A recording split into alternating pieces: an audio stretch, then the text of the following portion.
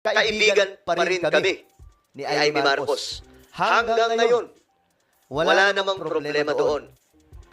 Magkaibigan pa rin mga sangkay. Di ba nga po, simula po nung nagkaroon ng sigalot ang mga Duterte at mga Marcos, si Amy Marcos talaga yung nagiging mga sangkay, parang ang dating mediator, diba? Parang gusto niyang pag-ayusin ang dalawang ito. Kaya nga lang mga sangkay, hindi po niya nagawa ng paraan. Ang matindi dito mga sangkay, sinubukan pa rin po niyang pumamagitna. Kaya nga lang, ngayon, makikita po natin na hindi na po siya nasa gitna. Doon sinasabi po niyang independent, but guys, common sense, no? Makikita po natin na may iba na po siyang grupong sinasamahan. Itong si Madam Amy Marcos. Ngayon, sabi po ni VP Sara, I would like